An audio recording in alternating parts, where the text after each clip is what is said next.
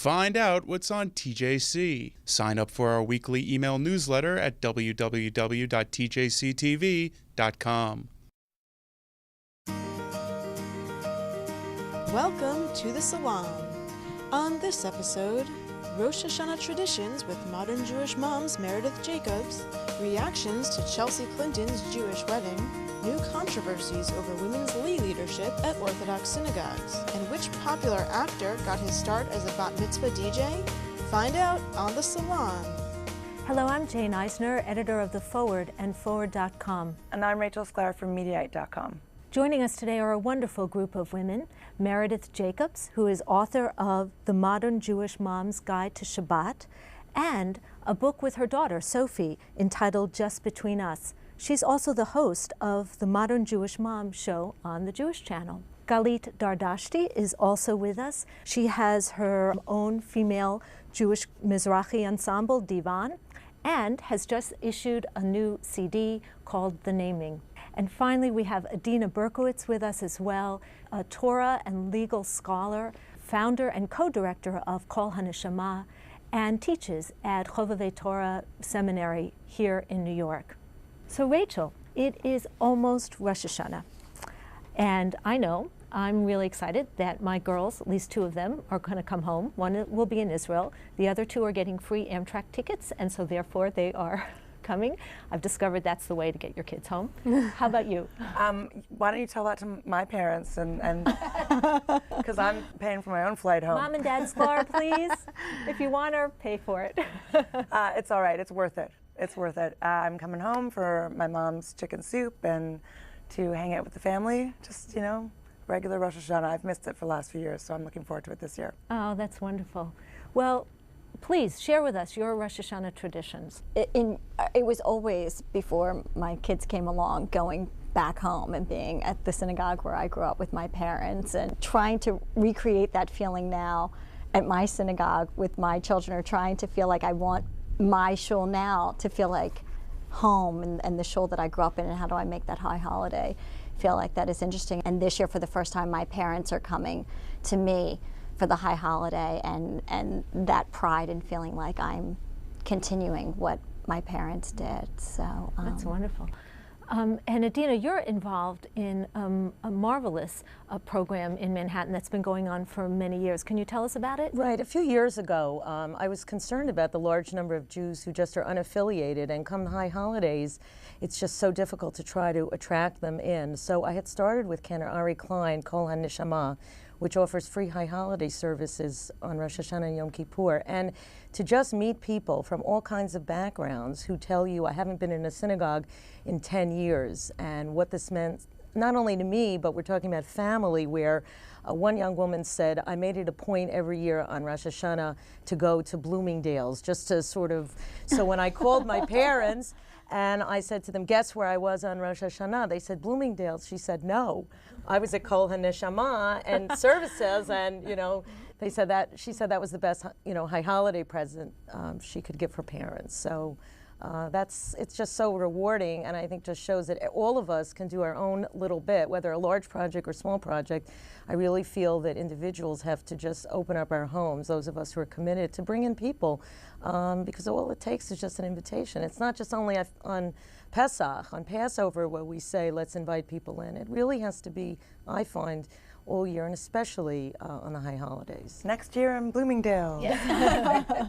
Well, I very much agree with you. For over 20 years, I've been part of a small group that puts on its own services for Rosh Hashanah and Yom Kippur. We all belong to synagogues, we pay our dues, we do all of that. We just really like to have the small, intimate service. It's a huge amount of work. Every year, I think it's a miracle that we can pull it off. I'm always worried about the next year. But it's so special to feel invested in a service, and it's okay if you wear the same dress year after year. And the kids come and go, and the services for Rosh Hashanah and Yom Kippur are long, and You don't say. And difficult and challenging in terms of the theology and what we're asked to do. And so I think it's important to find a place where you can feel like you can really devote yourself to that. It's important. How about you, Galeet? Do you have music or any kind of Mizrahi rituals that you bring to Yeah, Rosh well, Hashanah? it's interesting that you ask. You know, I come from a long line of cantors and musicians, and you know, my grandfather led services in Iran, and my father is a professional cantor here in the U.S. And several years ago, I started leading high holiday services. I'm the first woman in my family to continue that tradition. So I will be leading high holiday services this year in Brooklyn. So it's a very intense time for me. This year, the high holidays are particularly intense also because in between Rosh Hashanah and Yom Kippur, I have my CD release.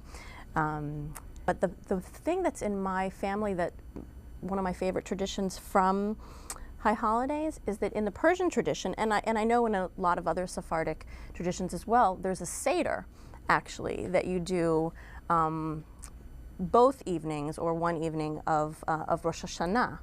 Yeah, it's basically different foods that have to do with the new year and keeping the new year sweet. Anything other than apples and honey, like anything? Apples and honey is in there, yeah. You have pomegranate, you have carrots, dates, figs. The head of the fish. Also. Fish, right. Head of the fish. Fruitful and... We did that in our family. Oh, you did? Yeah, because I wrote with Rivka Hout, Sha'arei Simcha, Gates of Joy, which is a mini Siddur.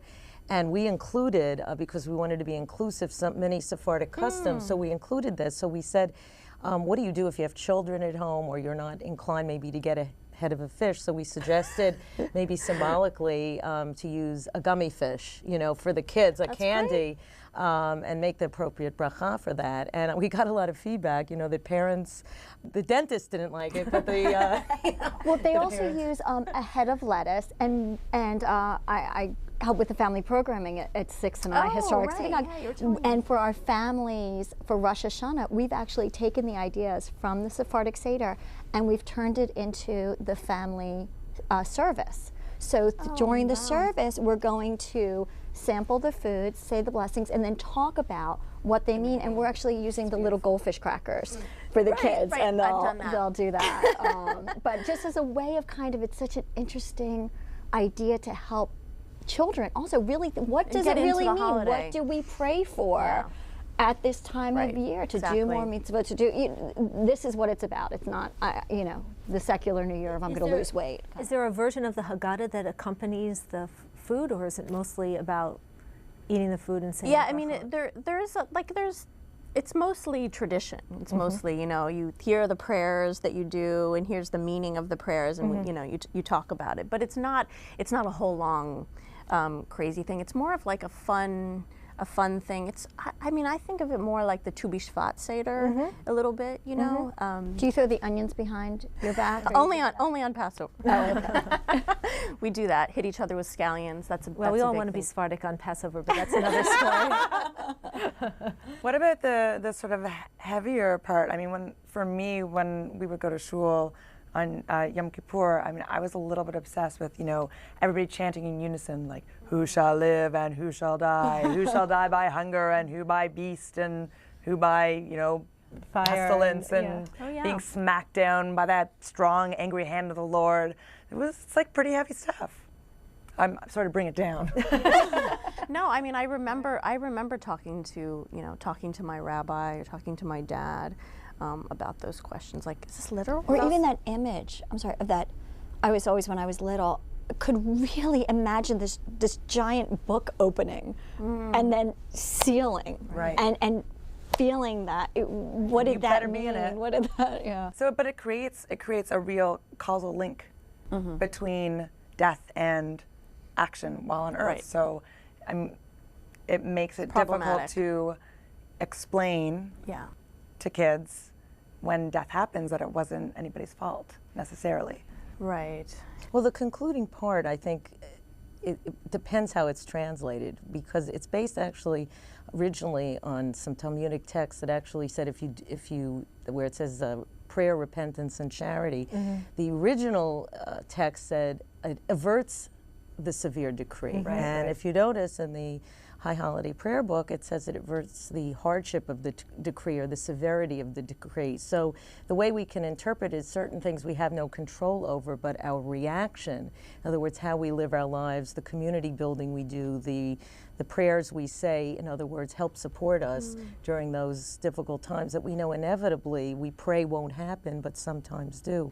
I think perhaps the rabbis themselves recognize that there's a reality factor, but there's a consolation factor that has to come from within our own behavior and also the communal behavior, which I think adds another link to really what the importance of Rosh Hashanah and Yom Kippur are all about. I love that as a teaching moment for children too, that it's also in Judaism not just about saying I'm sorry. That's not what it's about, but tshuva, it's when you're in that same situation again that you will act differently. And using this as an opportunity to help our children think about what they could do differently, how they could act in a way. And that there are that consequences. they do. Yeah.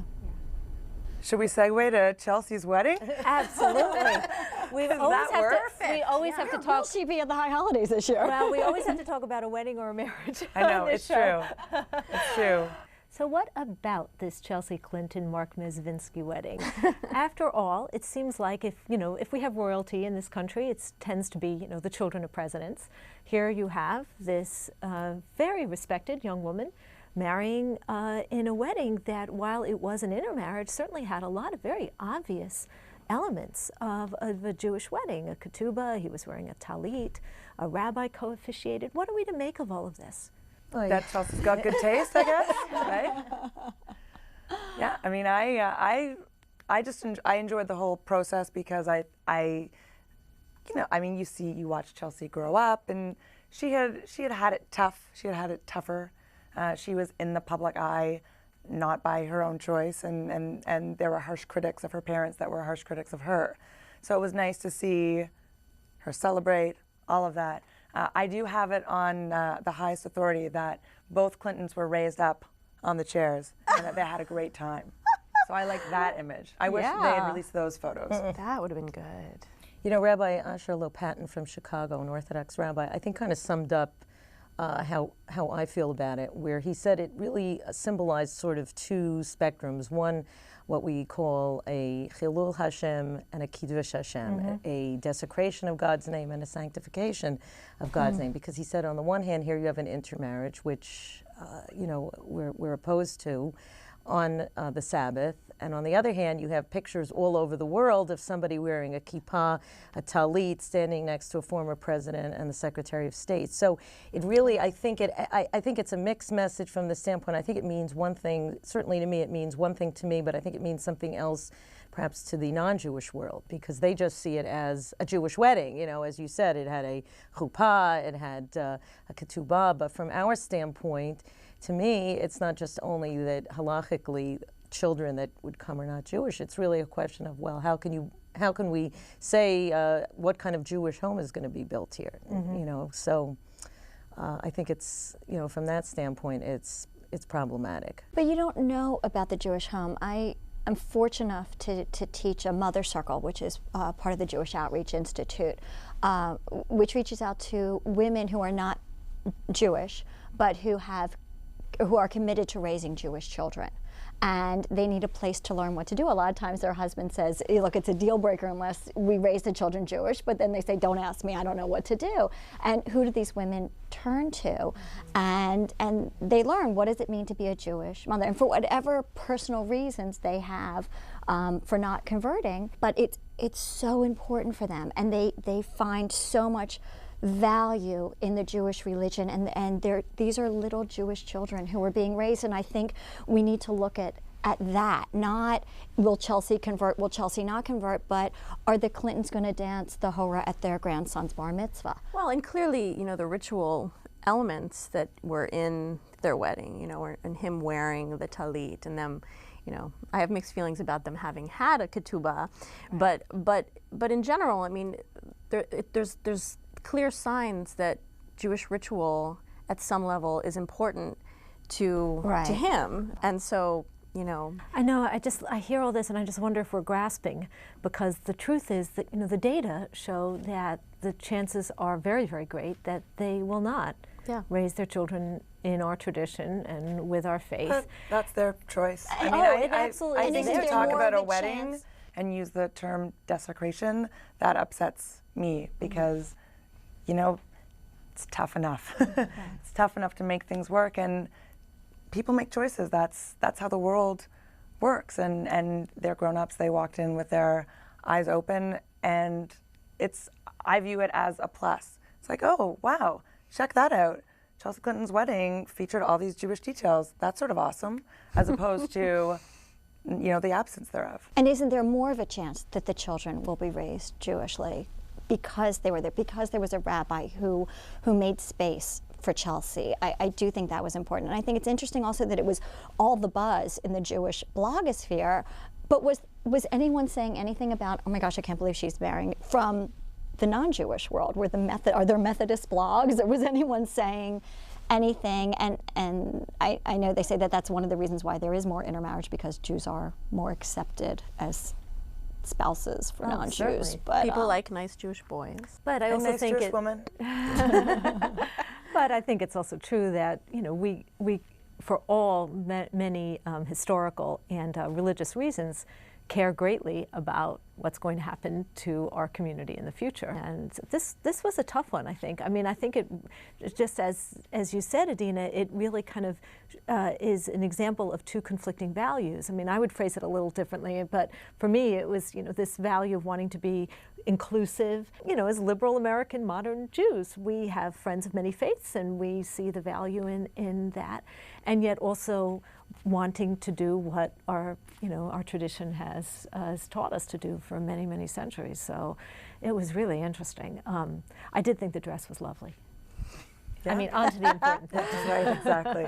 And nice that it was done so respectfully, that it was just their friend. Just the whole way it was handled was just lovely, and spoke so much about the couple. It's true, but they also certainly know how to institute their own version of omerta, because I can tell you as a journalist, we were trying very hard to find out certain details before the wedding, and knew people who were going, and they wouldn't say a word. Oh, good. Really. I think it's a great model for discretion, if nothing else.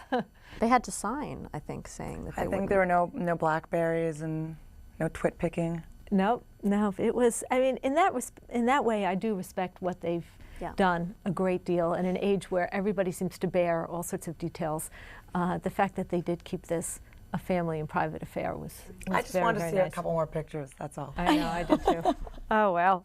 But I'd like us to segue into, another vexing conversation, and that is sort of we're seeing so many ways in which the role of women in Orthodox communities is being challenged, supported, growing, being pushed back, all sorts of things going on.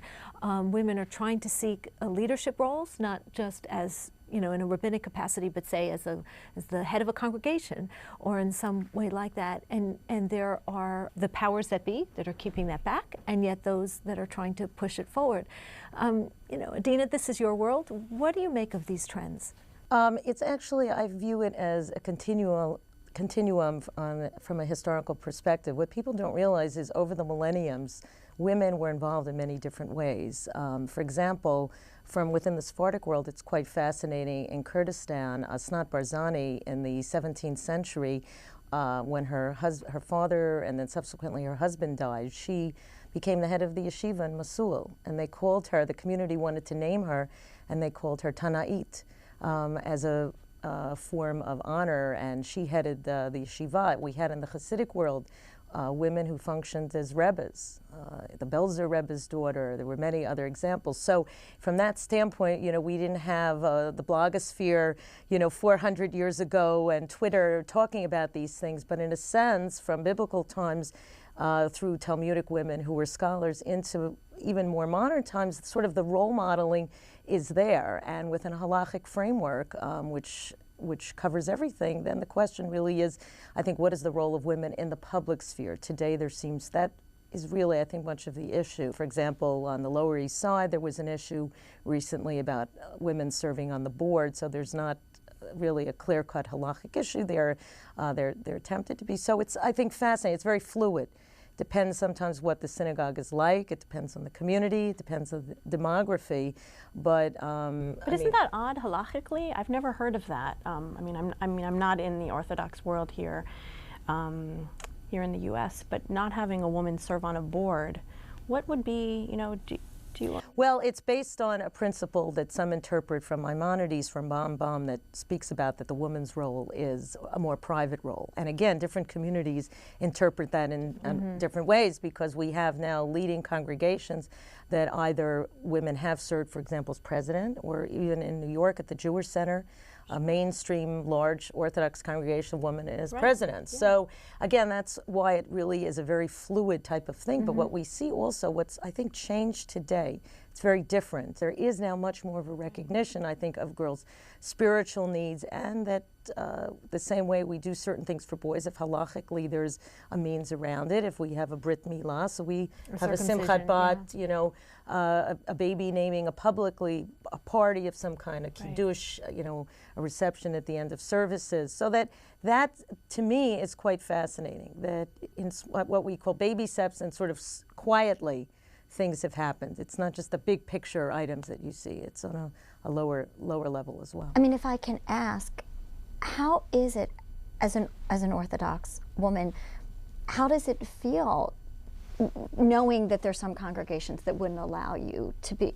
I can't imagine how that would feel, to feel like I could not serve as a leader of my congregation on a board. Is that hard to look, know? It's a hard thing to deal with, but as we see, in many congregations and in many communities, things have changed. And I've learned not to generalize. I remember when I was saying Kaddish and often found myself out of my own community, which was they had one way of accepting women who were saying Kaddish from the other side of the Mechitza, versus perhaps in a more stringently Orthodox community, I was also welcomed. So I learned not to stereotype, because sometimes in perhaps a more liberal Orthodox congregation, sometimes I got more of a resistance than in a place I thought would not be as accepting, Yeah, and just, I wanted to sort of piggyback on what you were saying about the Sephardic community, because people have all of these stereotypes and perceptions about the Sephardi world, and I just did the CD that's coming out is on women and biblical women specifically, and relating them to many of them to characters and people in my own life. And one of the songs I wrote was about my father's great aunt, Tova, in Iran. And she was a woman who was never able to have children. She was married, but she was known as this very, very learned woman. And my father remembers whenever she would sleep over at their house in Tehran, that she would wake up and put on talit and tefillin. And these are ritual items traditionally only worn by men. So here's this feminist, religious, Orthodox woman, and there are many, many other people like this. And didn't Rashi teach his daughters? Right, Rashi's daughters, they said, put on tefillin, and also at one point when he was sick, they were answering the she'elot, the questions that were coming in, and were cited. I mean, you have other examples even today. For example, the custom on holidays, as you know, on Shabbat, we light the candles first and then pretend to sort of cover, we cover our eyes because of the concept of not being able to make a bracha, blessing, and then use the fire. The custom, though, on holidays, that where Shabbat is not involved, is actually first to make the bracha, and to then, from a pre-existing flame, light the candles, was actually first sort of developed by Beta Edel's Falk. And it's quoted in the Code of Jewish Law in her name. So it's very interesting, because every time when the Chagim come along, I talk about, here we are, we're doing something that's based on what a woman wrote, in the 17th century, that there it is. So that's why, again, everything, to me, it's not revolutionary, it's actually evolutionary. Mm-hmm. It's all there. You just have to kind of know where to pick it out. Right. Well, certainly, many of us have had experience either becoming a bat mitzvah ourselves, or as the mother of the bat mitzvah, we just had a wonderful and really fun experience at the Forward with a great little video that we posted of our web editor, Gabby Berkner's bat mitzvah party some years ago, in which in which the famous actor Paul Rudd was her DJ, and she is wearing the most adorable little pink dress that she designed herself, and it got us all talking about the dresses and suits that we wore to our bat mitzvahs or bar mitzvahs, and it's so interesting. Everyone is embarrassed. Oh, I'm not embarrassed. Mine was fabulous. Really? Tell us. Yeah, and it probably could hold up today. It was it was also pink, a little bit more salmony than this, and it was a sweater set, long pink straight skirt, and like a long pink sweater with a collar and like a string of pearls. Like I was not a classic kid, but I picked a pretty classic outfit Impressive. that I could dance in. You know, and it's so funny because I just love watching people's bar and bat mitzvah videos. I even had a party once where I had people bring over pictures and bar and bat mitzvah videos, and it's hilarious because most people, unlike you, most people are just very awkward and dorky when they're of the bar and bat mitzvah age. So it's just so much fun seeing the dresses and the outfits and the crazy, things people wore, and it really depends on where you lived. And how old you are, too. I mean, for sure. I certainly was. Did you have a bat mitzvah? I did have a bat mitzvah. I was the first girl in my family to have a bat mitzvah. We didn't have videos then. So, there's only, a few snapshots of me and my family, and I'm wearing a very bright pink dress that my mother made. It was a very, very simple bat mitzvah. And I loved it, and I was very happy. My grandmother was dying, and she was able to be there, and that meant everything to me.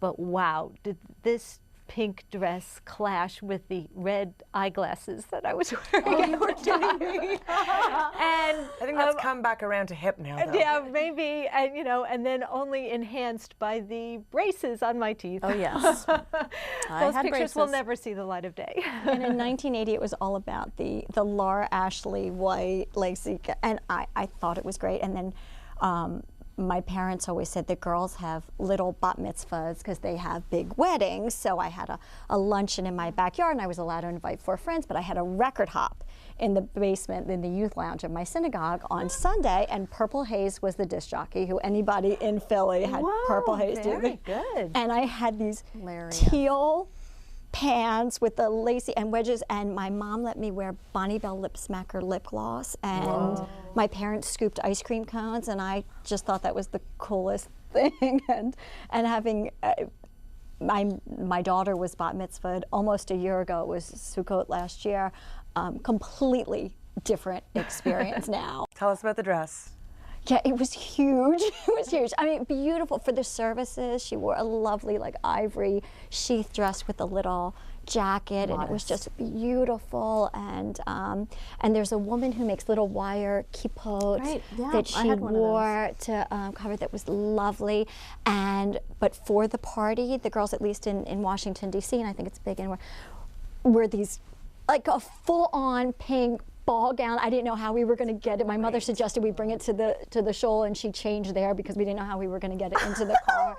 And yeah, it was huge. And the other little girls wear little dresses, and they still look a lot. At one of my friends, my parents' friends who were at my bat mitzvah, said to my daughter, "Your mother didn't look like you when she was your age." I said, "I still don't look like that." I mean, kids just look a lot older. They don't look dorky at 13 anymore. They're far too.